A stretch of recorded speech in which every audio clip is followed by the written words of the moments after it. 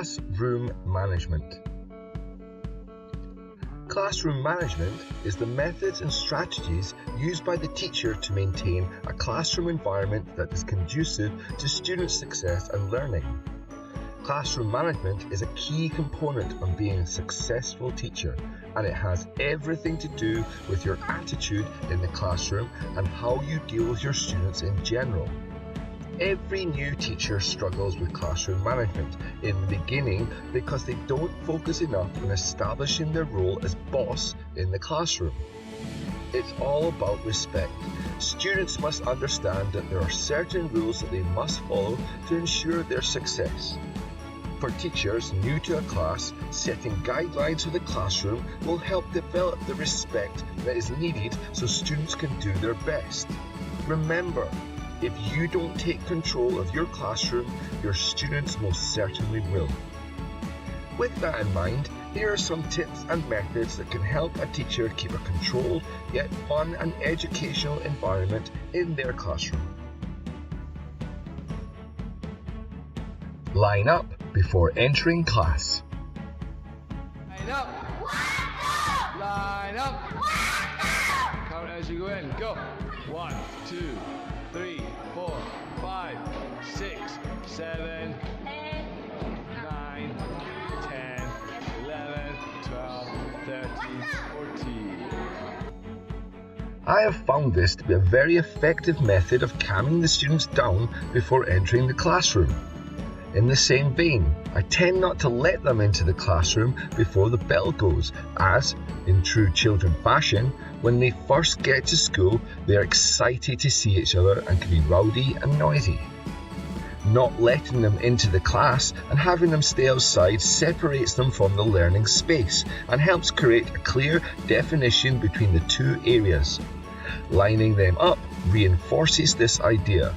It helps calm them down and create a routine and understanding that class is about to start. If done regularly, they should start to associate the lineup as quiet time and be able to enter the class in an orderly manner and be ready to start the lesson. Establish the rules. This is something I personally didn't make much use of in the early days of my teaching career. Like a lot of others, I fell into the trap of being complacent and wasn't consistent enough. However, what I learned over time was that having a consistent set of procedures and routines that the students are familiar with will help the classroom run like a well-oiled machine. Nowadays, I will use this method mainly for my younger learners as, like the lineup, it becomes a good way to define when the class is starting in the students' minds. Rule number 1. What's rule number 2? What's rule number 3? What's rule number 4? What's rule number 5? And what's rule number 6? Beautiful. With older learners, I will use it only if it's a particularly rowdy bunch. I will try to engage them more by letting them agree on what rules we should use in the classroom.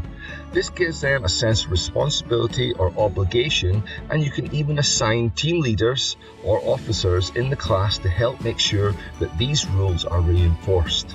The most important thing here is be consistent. Seating arrangement. This can be a crucial part of managing particularly naughty or disruptive children. For a start, you as the teacher need to be aware of who is causing the distractions and why. Are they frustrated? Are they bored? Can they see the board? You'd be amazed how many kids that need glasses are too ashamed to admit it and act out instead.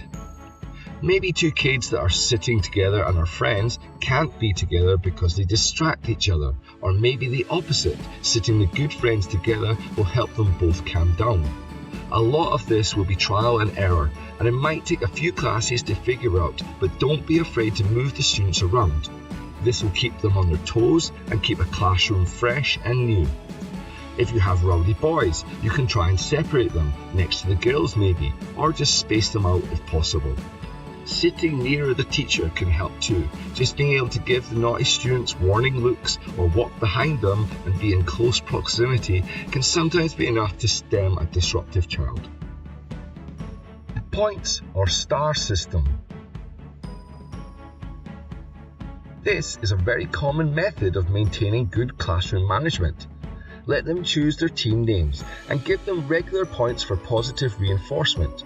For example, any sentences well said, good behaviour or winning a game, then give them a point for their team and if you like, a point beside their name too. Similarly, for any bad behaviour or disruptiveness, you can minus a team or individual point. Be consistent with this. Certainly don't be too harsh. You can threaten once or twice, and usually this is enough to quieten down even the loudest of classes. But after 2 or 3 times, you must follow through and take away points. Personal points are fine and will work most of the time, but taking team points will hit home the hardest, as if it's the fault of an individual or a couple of individuals, the rest of the team will usually get annoyed and employ peer pressure on those kids to behave themselves. This will encourage the students to self-monitor, as their natural competitiveness will kick in and they'll be eager to please and win.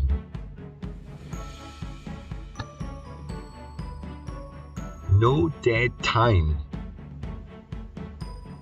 To maximize teaching time, it is important that we find effective strategies to transition between the different parts of a lesson.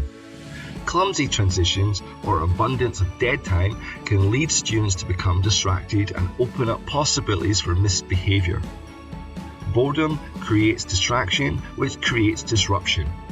In general, I would suggest you overplan at all times, having 2 or 3 extra activities ready to go just in case. These could be brain breaks and quick fire activities where you can play an active learning game or something to get their energy levels up if the class seems a little sleepy. As well as this, make use of whole brain method responsive chants. Hands on knees, look, listen, follow teacher, class, yes, bump, bump, listen. These chants can help bridge the gap between activities and give the teacher a moment to think about what's coming next. For newer teachers, it's also a good idea to write a skeleton plan on the board for reference to during the class.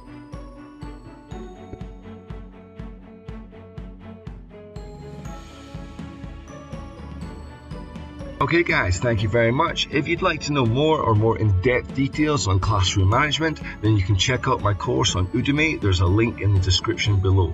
Thank you very much guys. Happy teaching.